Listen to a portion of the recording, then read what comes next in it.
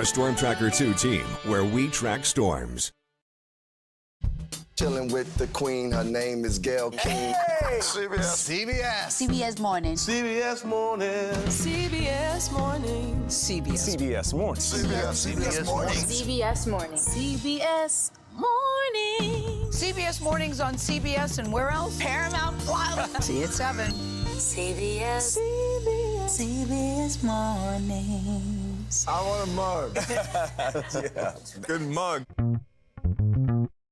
Everybody loves me. And me too, me too. But who do MeTV characters love? What's his name? Did he ever mention a man by the name of Raymond? You're Mr. Raymond? Raymond. Raymond? MeTV loves Raymond. What'd you say his name was again? His name is Raymond. I thought his name was Raymond.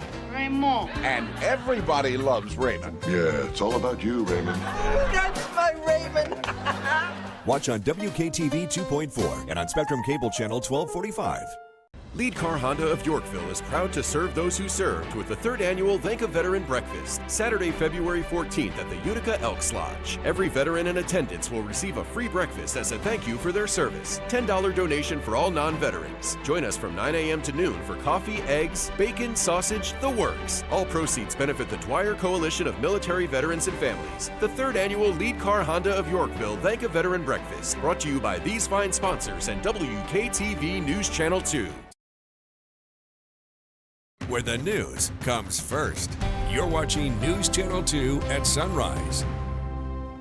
Now at 6 at sunrise, temperatures have fallen even more to -3 in the Mohawk Valley. We have a look at how warm we get and conditions expected for your Friday. Also ahead, fire crews in Utica remain on the scene of a 2-alarm blaze on James Street that could be seen on our tower cam. And need to get to the DMV? Not today. In fact, you can't go until next Wednesday or Thursday as the state conducts a major overhaul of its systems. Today is Friday, February 13th. Yes. Woo. Now, the news with Gary Liberatore and meteorologist Eric Gage. Good morning, everyone, and thank you for joining us here on this Friday morning. I'm Gary Liberatore. And I'm Storm Tracker 2 meteorologist Eric Gage. And here on Friday the 13th, a bit of a scary cold forecast this morning at least. Oh, yes, 100%. It's a very cold beginning. We're in the negatives again. Crazy. Yeah. We look at the current temperatures outside, officially -3 at Griffiths in Rome. These clear skies have allowed for very rapid cooling across much of the Mohawk Valley and especially areas north and east. As you head farther south and west, where those lake effect clouds have still lingered, it's a little bit warmer out near Syracuse and Rochester. We zoom in though, and the negatives to even negative double digits up in the Adirondacks. Our sky watcher Sean Inlet reporting -12. Heading into the Mohawk Valley, right around that 0-degree mark, or maybe a little bit less. And of course, heading south, of course, head farther south and west. Afton 10, Unadilla with 12, 16 degrees reported in Oneonta. Now, this is so interesting. It's Friday the 13th, and I didn't notice this initially until I looked a bit closer. Look at all the birds here. There's so many birds just roosting on the trees here, on the roof as well.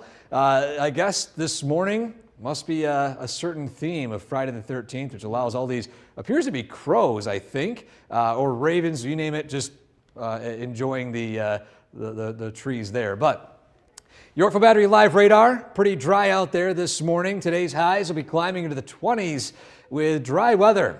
Clouds increase, a few peaks of sunshine here and there, but we are tracking some snowfall arriving tonight as well as later on this weekend. We have a look at your Friday forecast and weekend forecast in a lot more detail in a few minutes. Gary? Bird's the word this morning, huh? Yeah, bird definitely the word.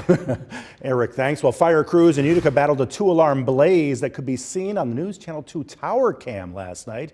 Check this out right here. Right in the middle there, you can see the smoke and some flames.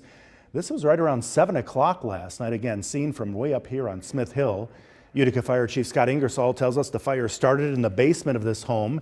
He says the home was unoccupied and in between tenants. The fire spread to the rest of the floors in the home.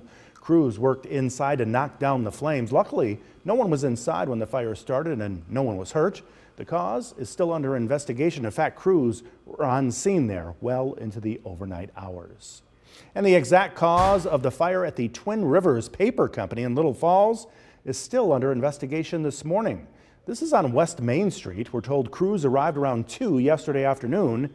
Ilian and Herkimer were called in for assistance. The fire chief says that the fire was in the paper mill part of the building in the area of the machines. No one was hurt. Again, the cause is under investigation. Sadly, a woman who was hit by a car in Rome last week has died. Rome police say 39-year-old Zuli Longo passed away on Wednesday. She was hit along the 400 block of West Court Street back on February 3rd. The person who hit her left the scene. Rome police are asking that you come forward with any information that could help their investigation. The driver was in a dark-colored Ford SUV. Staying on the story, 2 people are now charged in an animal cruelty case that started back in October. Gail and Peter Bunn, the owners of Farmore Farm in Stittville, faced 9 counts each for allegedly torturing and failure to provide sustenance to the animals in their care. 46 animals in total were taken from the farm. News Channel 2's Nolan Hyman has more. Having to seize that many animals at one time is a logistical nightmare, just because, you know, it's not every day that you move 46 animals. Some of the horses were turned back to their owners, while some are in the care of places like the Susquehanna SPCA, who helped with the animal collection back in October. Sheriff Mashel says a lot of work went into building this case. Our initial investigation, working with veterinarians, working with ASPCA, putting a case together, reviewing it with the district attorney's office, going through veterinarian bills, going through the vet paperwork.